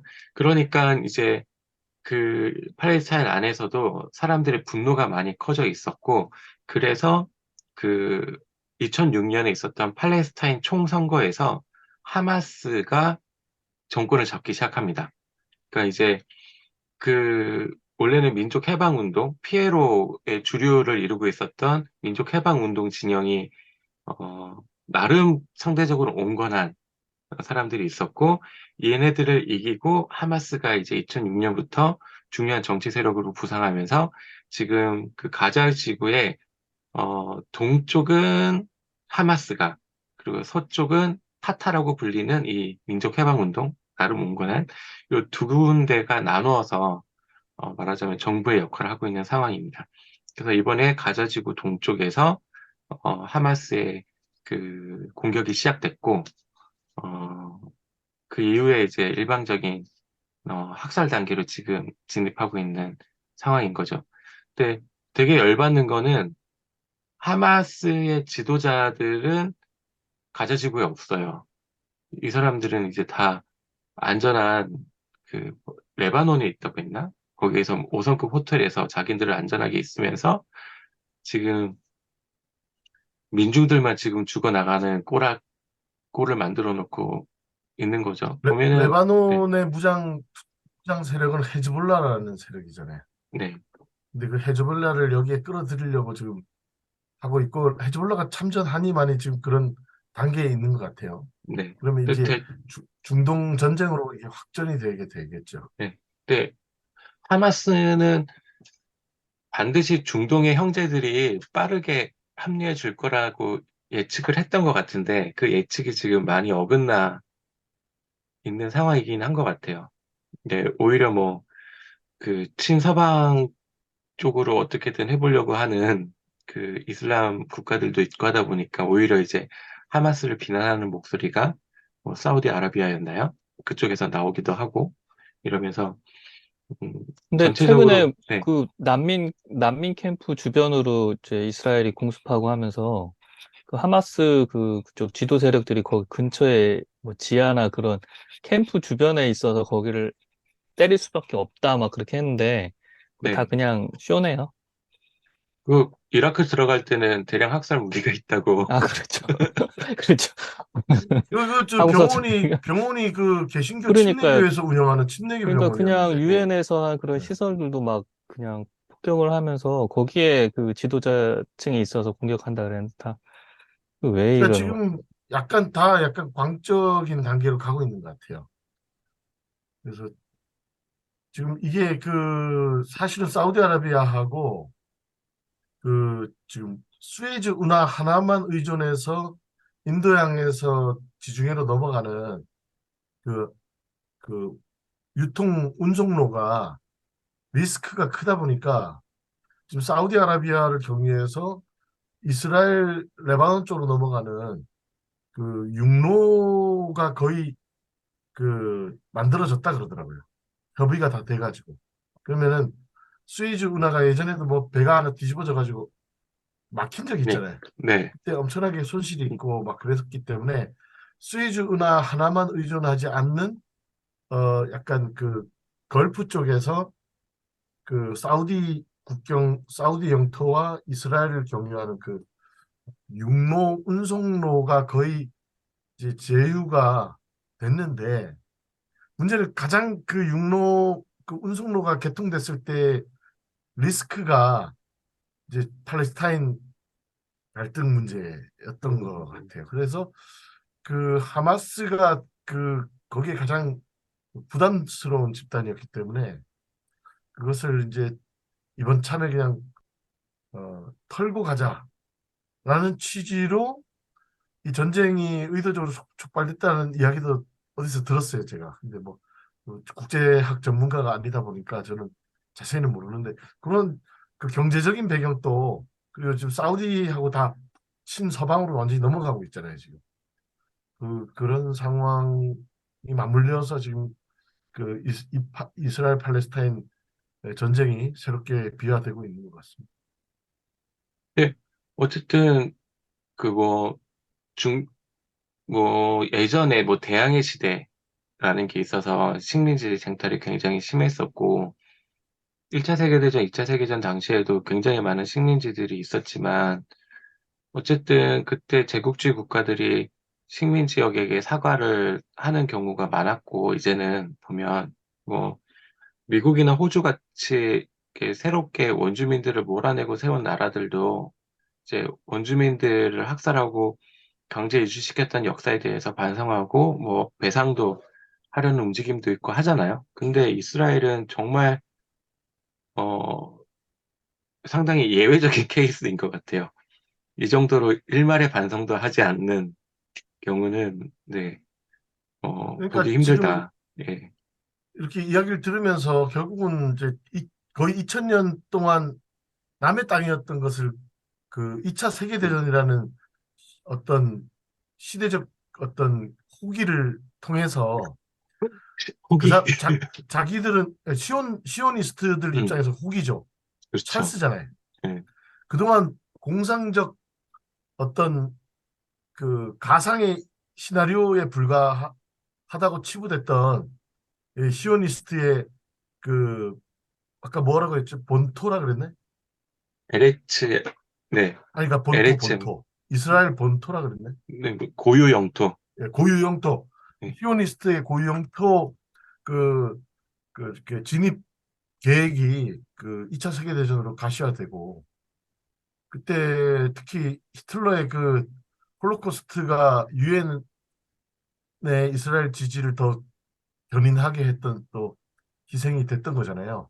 그때 그 유엔의 그 조사관들한테 그 홀로코스트에서 탈출하거나 그, 그 비극을 겪었던 사람들이 많이 갔대요. 가서 유엔에 가서 증언도 하고 이러면서 그 마치 그 이스라엘을 지금 도와주지 않으면 안 될 것 같은 분위기를 조성했다는 거죠. 그 시오니스트들이. 근데 시오니스트들이 전 세계 편만에게 흩어져 있는 유대인들 중에서 일부 세력이라 그러더라고요. 제가 알, 음, 알기로는. 근데 특정 일부 과격한 근본주의자 같은 사람들이 이제 자기들의 종교적 신념을 이제 실현하기 위해서 무리한 어, 그 이스라엘 고유형 진입을 시도하는 과정에서 갈등을 촉발하고 이제 무력 충돌을 야기한 건데 보면은 이제 질문하지 않을 수 없는 게 그 어릴 때 맞고 자란 애들이 크면 나중에 애 낳아가지고 또 때리는 경우들 있잖아요. 그 뭐 그 모든 부모들이 다 그런 건 아니죠. 또 특히 이제 고부 갈등을 통해서 시집살이를 혹독하게 한 사람이 나중에 나이 들어서 며느리 들이면 또 혹독하게 시키는 더 하죠. 예, 뭐 그런 게 있잖아요. 우리가 뭐 이렇게 모든 사람이 다 그렇진 않은데 어떤 그런 집단 심리적으로 그 유럽 사회 속에서 오랜 세월 동안 차별을 겪고 집단 그 학살을 경험했고 이제 가장 최근에는 2차 세계대전 때 홀로코스트를 경험했던 이 기억이 이 극단적 시오니스트들한테 이게 보상 심리라고 해야 되나? 보상 심리적 그 왜곡된 폭력성으로 이제 팔레스타인에서 발현되고 있는 것은 아닌지 뭐 그런 질문을 하게 되네. 그리고 저는 과연 이 유대인들이 민족적 정체성이라는 게 그 유럽에 흩어져 살면서 계속 있었냐라는 것도 잘 모르겠어요. 그러니까 그 보통 민족적 정체성이라고 표현되는 게 언어잖아요. 예, 그 나라 말을 기억하고 계속해서 그 나라의 습속을 지키고 나가고 그런데 이미 고대 히브리어는 고대에 사용되고 끝났고 아람어가 이제 이스라엘 지방에 살고 있던 유대인들이 사용하던 언어인데 유럽에 흩어져 살면서 아람어를 할 줄 아는 유대인은 거의 없었다라고 하더라고요. 그래서 새롭게 현대 히브리어를 새로 만들어서 19세기 후반에 보급한 거예요. 예, 그래서 일부러 이 언어를 새롭게 개발해서 보급하면서 민족적 정체성을 다시 끌어모은 거거든요. 그렇게 보면 과연 오랫동안 그 유대인들이 유럽에 흩어져 살면서 정말로 나는 유대인이다라고 하는 어떤 민족적 정체성을 갖고 함께 모여 사는 것을 꿈꿔왔냐, 오랫동안. 그렇지는 않을 것 같다. 그러니까 이 시오니스트들이 굉장히 거대한 기획을 했고 그 기획이 어쨌든 잘 그게 뭐 시대의 때를 만난 것도 중요하겠지만 네, 차근차근 잘 계획된 거대한 프로젝트 같아 보여요. 예, 그러니까 되게 우리가 지금 되게 중요한 말씀하셨는데 그러니까 이 유대인이라고 하는 그 집단적 동질성이 과연 존재하냐? 예, 그리고 솔직히 말해서 그 디아스포라가 된 다음에 이 유대인들이 서유럽으로만 가는 게 아니거든요. 동유럽으로도 가고 폴란드나 있죠. 그다음에 러시아 쪽으로도 많이 간대요. 아프리카 쪽으로도 가고 아시아 쪽으로도 가고. 그래서 이 그 디아스포라로 그 흩어진 유대인들의 그 종류가 되게 다양하다는 거예요. 그 아프리카에 가면 아프리카의 그 인종과 섞여서 흑인화 되고 슬라브 예, 쪽 러시아 쪽으로 간 유대인들은 그 또 슬라브화 되는 거예요. 음, 우리가 잘 아는 그 화가 마르크 샤갈도 유대인이잖아요. 그 고향이 러시아거든. 근데 이게 재밌는 게 근데 그 여러 동유럽, 러시아, 아프리카, 서유럽 흩어졌는데 그 중에서 이 시오니스트들은 서유럽에서 나오거든요. 그리고 거기서 아까 말한 대로 고리대금업이라든가 금융업에 종사하면서 사회적 자산을 구축하면서 부르주아 계층이 되고 그 자신들의 자산을 통해서 정치력을 확장하고 그래서 이제 영국이라든가 영국 그다음 미국 지역에서 이제 많이 좀 득세를 하고 특히 그 시오니스트가 그 프랑스에서 그 드레푸스 사건 네, 네. 그 저 유대인 장교가 누명을 뒤집어 쓰고 옥고를 치르게 되는 그 과정을 겪으면서 이제 시오니스트들이 유럽에서 발언을 하게 되는데 이게 결국은 이제 그 흩어진 유대인들 안에서 소수의 뭐라고 해요? 서유럽을 배경으로 한 자산가 계층, 그 정치력을 가진 엘리트 선각자, 계층들만의 예? 예? 유- 선각자. 성각자라고 할 수 있고 유산자라고 할 수 있고 근데 이 사람들이요 이 유대인들이 아프리카 쪽 유대인이나 러시아 쪽 유대인이나 엄청 차별을 한다는 거예요. 제가 이 얘기도 들었어요. 음, 그러니까, 그러니까 되게 그 선민의식 안에서 또 선민의식이 존재하는 그 민족 그 정체성을 잃어버린 사람들이잖아요. 그 사람들은 현지에 중층적, 동화돼가지고. 예, 중층적이고 왜 굴절된 선민의식이 만들어낸 희한한 이데올로기가 시오니즘이다. 라고 볼 수 있지 않을까 이런 생각을 하게 됩니다. 저는. 그래서 완전히 그 지금 유대인들 보면 다 백인처럼 보이잖아요.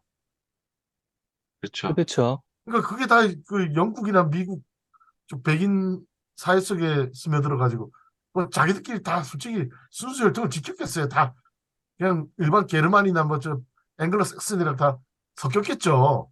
그렇지 않을까요? 그렇죠? 그러니까 얼굴이 다 백인이지. 아프리카 쪽에 가 있는 유대인들은 얼굴이 흑인이래요. 그래서 같은 유대인들인데도 인정 안 해요. 차별하고. 그런 것들을 좀 입체적으로 볼 필요가 있겠다 이런 생각이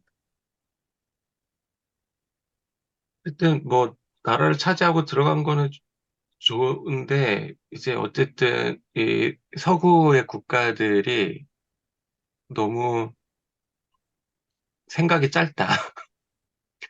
네. 그냥 거기 영국이 원죄를 가지고 있잖아요, 지금. 네. 어쨌든 영국에 손 털고 유엔에다가 써넘겼을 때 네.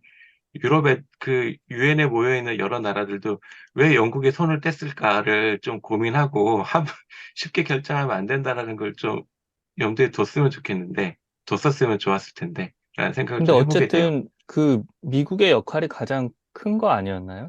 뭐 아까 그렇죠? 클린턴도 나왔죠. 그러니까 이 문제를 이렇게 쇼라고 하더라도 정치적, 외교적으로 풀 수 있는 것도 미국이고 지금 네. 바이든은 사실은 그냥 지난번 우크라이나 사태도 그런데 좀 아무 생각이 없으신 것 같아요. 뭘 이렇게 어떻게 해볼 생각을 못 하시는 것 같아요. 그러니까 사실은 이스라엘이 이렇게까지 막 나간 적은 없었던 것 같거든요. 최근에는. 서로 이렇게 분쟁 상황이 만들어져도 적절히 하다가 이렇게 다음 단계로 넘어가는데 이번에 아예 뭐 갈 때까지 가보자라고 하는 거는 주변에서 뭐 이렇게 그러니까 동네 큰 형이 야 그만해라 그래야 좀 그만하는데 뭐 눈치 안 보니까 그냥 막 이렇게 계속 예, 갈기면서 때리는 것 같아요. 그래서 조금 중재자가 나와야 되는데 국제사회에 미국이 좀 그런 역할도 못하고 있고, 그렇다고 뭐 서방 세계도 뭐 거의 지금 뭐 넋놓고 있는 것 같고, 러시아나 중국은 뭐 관심도 없을 테고, 정말 좀 아비규환 상황이 점점 더 심화되는 것 같아서 좀 걱정이 되긴 해요. 예.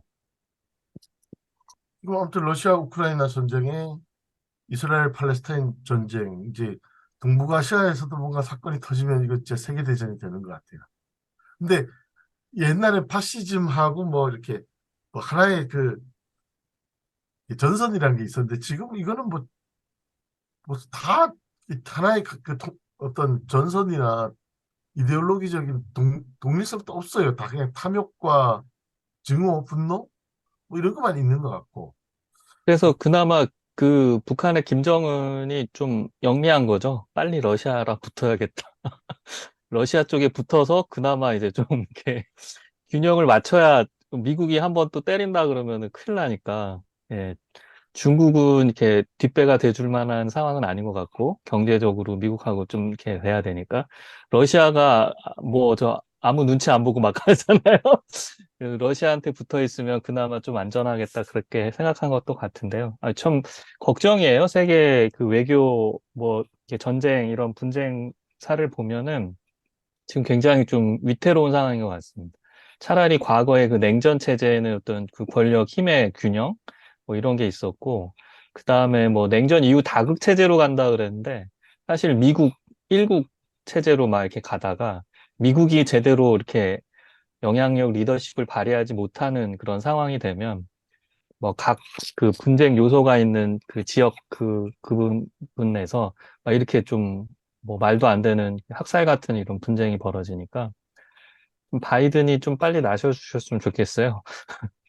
나설 바이든이 마음이 없겠지만 어, 바이든 지난번 이스라엘 갔다가 망신만 떨고 돌아갔는데 뭘 어떻게 이스라엘 하겠어요? 손만 들어주고 뭐 이게 정치적으로 재선하고 싶은 마음이 없으신가 본데 아, 이제 모르겠어요. 바이든은 아무래도 어려울 것 같아. 예. 이제 총기가 떨어져 가지고 이 판단력도 리더십도 좀 약화돼 있는 것 같습니다. 트럼프가 다시 오면 좀 달라질까요? 어떻게? 트럼프도 지난번에 어, 그때 막 이스라엘 가가지고 이스, 네. 이스라엘의 수도는 예루살렘이다 선언을 하면서 그 중동에다가 막 기름을 막 초를 막 쳤잖아요 그때. 지금 예루살렘이 지금 어느 곳의 수도라고도 지금 못하고 있는 상황이잖아요 지금. 근데 그렇죠. 트럼프가 미국 대통령으로서 최초로 예루살렘이 이스라엘 수도라고 공식 인정을 하면서 난리가 났었는데 아 트럼프가 되는 것도 예측이 안 되는 상황이고 참 그렇죠. 예측은 안 되는데 오히려 트럼프 때 그 전쟁은 없었던 것 같아요. 거기에 관심이 없으니까 돈 버는 거에 관심이 있으니까 전쟁하면은 그렇기도 돈 버는 하고 거에 이제 마이너스잖아. 트럼프는 진짜로 들이받으면은 핵 우리를 버튼을 누를 완전히 수도 있으니까. 우리를 갈기가 지를 놓겠구나라는 공포도 있었을 테고요. 이제 바이든은 좀 약간 얕잡아 보는 것 같아요.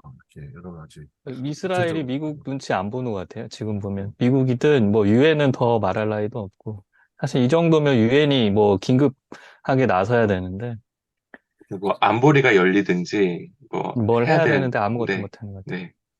하물며 그 유엔 난민 캠프도 이렇게 막 폭격을 하는 정도면 이거는 반인륜적이기도 하고 반유엔적인 거기도 하고 뭐 이게 아랍의 어디 뭐 그런 테러 단체가 이랬다면 뭐 진짜 뭐 유엔 뭐 평화유지군 가야 되는 거 아닙니까? 예. 근데 그럴 상황도 아닌 것 같고 이스라엘이 정말 이제 갈 때까지 갈 것 같아요. 이번 상황을 보면 아무도 중재를 못 하니까 네. 걱정이죠. 뭐 팔레스타인 그 난민들만 정말 그냥 아우 아이들이랑 뭐 그냥 그런데도 뭐 학교고 병원이고 뭐 구분 안 하고 막 폭격을 해야 되니까 참 이런 상황이 있었나 싶기도 하고요. 네. 아마 한 내일쯤이면은 그 희생자가 팔레스타인 지역 희생자 10,000명 넘어갈 것 같은데 이제 거의 10,000명 다 왔더라고요. 자, 그 어마어마한 숫자인데 방법이 이게 뭐 없나 싶어요. 전쟁 중에 사상자가 아니고 일방적인 폭격에 의해서 민간인 지역에 이렇게 희생이 나오는 거라면 이거는 굉장히 심대한 사태인데 뭐 유럽도 미국도 뭐 손을 못 쓰는 것 같으니까 한국이라도 나서서 좀 예. 윤 대통령이 한국이 저기 나선다고. 윤 대통령이 저기 사우디아라비아 가지 마시고 이런 데 가셔서 평화의 중재자가 되시면 길이길이 역사에 남을 대통령이 되실 텐데 아무 개념이 윤 없으시기 때문에 대통령은 그 뭐 자기가 전 세계의 모든 그 저 자유 진영의 뭐 선봉장 또리장군 역할을 다 할 것처럼 그 소리만 뻑뻑치더니 지금 뭐 분쟁의 자리에서 이제 더 이상 그 손가락만 빨고 있는 이런 현실입니다. 어, 아무튼 그 한기톱에서 이게 다루기에 좀 부담스러운 주제긴 했는데요. 오늘 아무튼 어, 간략하게나마 그 이스라엘 민족이 그 전 세계로 흩어졌다가 지금 다시 그 소위 말해서 이스라엘 고유 영토라고 하는 것으로 시온주의자들을 중심으로 복귀를 하고 팔레스타인에서 이루어진 분쟁과 갈등의 과정 속에서 어떻게 오늘이 이르렀는지를 살펴봤습니다. 뭐 정말 이렇게 짧은 시간 안에 얘기할 수 있는 주제는 아닌 것 같아요. 네, 그렇지만 뭐 대략적으로 우리가 흐름을 파악했고 어, 정말 이스라엘도 역사적으로 많은 순환을 겪었던 사람들이지만 그들이 지금 하고 있는 이렇게 민간인에 대한 무력적 어, 처사들은 또 그것도 그 지탄받아 마땅하고 여러 가지 예, 논의 주제가 많은 것 같습니다. 근데 지금 우리가 이제 한기톱에서 이 주제를 다룬 것은 어, 이러한 이스라엘 팔레스타인 문제에 있어서 한국 개신교, 그 미국 보수 개신교도 비슷한 것 같아요. 되게 이스라엘에 대해서 되게 우호적인 편향적 태도가 지배적인 경향이 있어요. 경향이 있고 이제 팔레스타인에 대해서는 마치 그 이슬람이기 때문에 막연하게 거부하는 분위기. 예, 한국 보수 기독교를 중심으로 특히 그냥 보수 단체들조차도 기독교인이 아닌 사람들도 팔레스타인보다는 이스라엘에게 더 우호적인 그런 태도를 보이고 있습니다. 그래서 그 얼마 전에 오늘 올라온 영상인데 이것만 보고 한번 어, 그 일부를 마쳐야 될 것 같습니다. 보이시나요? 준비를 많이 하셨네요. 네, 준비를 많이 했는데 오늘 지금 이 시간에 다 못할 것 같아요. 그래서 일단 요거 사진을 보면서 일부를 마무리하겠는데 이게 지금 뭐야? 오늘 제가 아는 친구 SNS에 올라온 사진이에요. 이거 음, 보이시나요? 네, 네, 보이는데 보여요. 예. 일장기는 왜 있는 거야? 제가 아, 이게 진짜 이씨. 이게 지금 오늘 SNS에 제 친구분이 광화문에 갔다가 올린 사진이에요. 지금 이렇게 삼국기도 아니고요. 사국기입니다. 근데 항상 우리나라 보수 집회 행사에서는 태극기와 성조기는 단골로 항상 개항이 됐는데 어느 시점에선가부터 이스라엘 국기가 같이 개항되기 시작했어요. 일장기는 그리고 뭐야? 그리고 참. 윤석열 정권이 들어서고 와, 기시다 정권과 우호적 관계를 다시금 맺으면서 올해 그 올해 광복절이었나요? 올해 광복절이었나요? 그 저 예, 한일 북한에, 회담 때 예, 예. 한일 회담 때 대전에 있던 어떤 목사가 자기 앞 집에다가 일장기를 개항하면서 음, 이제 이슈가 됐었죠. 그리고 지금 보수 진영은 이제 한밀 그 동맹, 한밀 동맹이라고 해야 되나요? 뭐지? 그거가 우리가 살 길이다 이러면서 지금 이제 일장기도 대놓고 성조기와 이스라엘 국기와 더불어서 지금 같이 개항하고 있습니다. 이게 지금 현재 지금 이 시간에 광화문 상황입니다. 그래서 지금 정말 그 지금까지 유례를 찾아볼 수 없는 이런 상황이 지금 우리나라 그 거리에서 펼쳐지고 있고, 저 네. 두뇌 구조를 참 이해가 안 되네요. 그 또, 차라리, 한미일 동맹까지 이해되는데 갑자기 이스라엘 국기가 있어.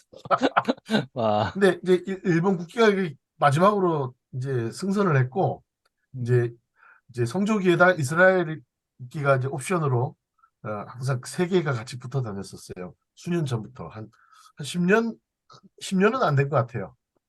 그래서 이스라엘 국기가 왜 갑자기 한국 보수 정치 집회, 기독교 집회에 등장하게 되었는가에 대해서 여러 가지 말들은 많았지만은 제대로 된 연구가 없었습니다.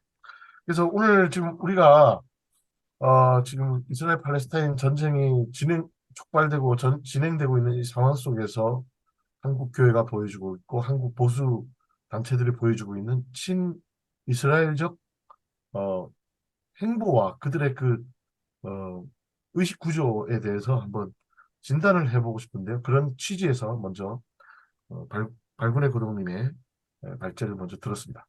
자, 이 사진을 보면서 오늘 일부를 마치고요. 다음 세미나에서 이제 한국교회 역사 속에서 이스라엘은 어떻게 이해되고 인식되고 소비되어 왔는가 그 이야기를 함께 나눠보도록 하겠습니다. 자, 오늘 발제해 주신 손수고 박사님 수고 많으셨고요. 오늘 메인 세미나는 이걸로 일단 마무리하고 다음 시간에 이 주제를 이어서 한국교회 속의 에, 이스라엘 인식 이 주제로 또 다시 만나 뵙도록 하겠습니다. 수고 많으셨습니다. 다 같이 네, 인사하시죠. 수고하셨습니다. 안녕. 네. 수고하셨습니다.